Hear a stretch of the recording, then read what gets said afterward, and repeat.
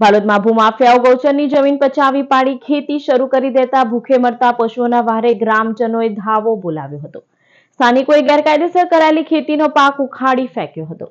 જોડિયા તાલુકાના ભાલોદ ગામે પશુઓ માટે ચારાની ગંભીર સમસ્યા ઊભી થઈ છે। પશુઓનો ભૂખે મરવાનો વારો આવ્યો છે।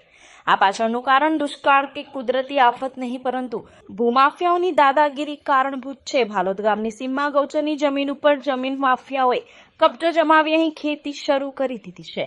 આ ગેરકાયદેસર ખેતીના કારણે પશુઓ માટે ચારો ન ઉગતા પશુપાલકોએ બહારથી ઊંચી કિંમતે ચારો ખરીદી પશુઓનું પેટ ભરવું પડતું હતું।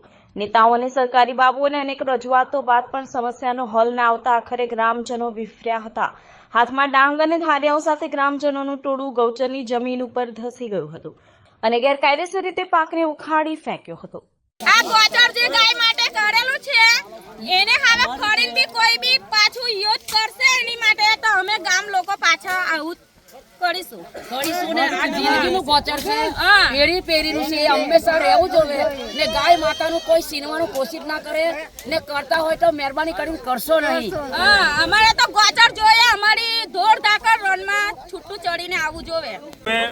બાલોદના સમગ્ર ગ્રામજનો આજે જે અમારા ગામનો સળગતો પ્રશ્ન કેટલાક વર્ષોથી હતો જે ગૌચરણનો, એ ગૌચરણમાંથી કાયમી ધોરણે દબાણ દૂર કરવા માટે અમે છેલ્લા 3 વર્ષથી પંચાયતથી લઈને મુખ્યમંત્રી સુધી વારંવાર રજૂઆતો કરી હતી, પરંતુ તંત્ર તરફથી અમને કોઈ સહયોગ ન મળતા છેવટે ગ્રામજનોએ કંટાળીને 10 દિવસ પહેલાં ભરૂચ કલેક્ટરશ્રીને આવેદનપત્ર આપીને આ દબાણ દૂર કરવા માટે 7 દિવસનું અલ્ટિમેટમ આપ્યું હતું। પરંતુ તેમ છતાં પણ આ દબાણ દૂર ન થતાં છેવટે આજે ગામના લોકો છે, ગામના જે પશુપાલકો છે, જે ખેડૂતો છે, જે ગામમાં ગૌચરની 1 એકર પણ જગ્યા ન બચી હોય એના માટે પોતાના ઢોર ઢાંકરને જીવડાવવા માટે આ ગૌચરણ પરનું દબાણ જાતે દૂર કરવા માટે મજબૂર થવું પડ્યું છે।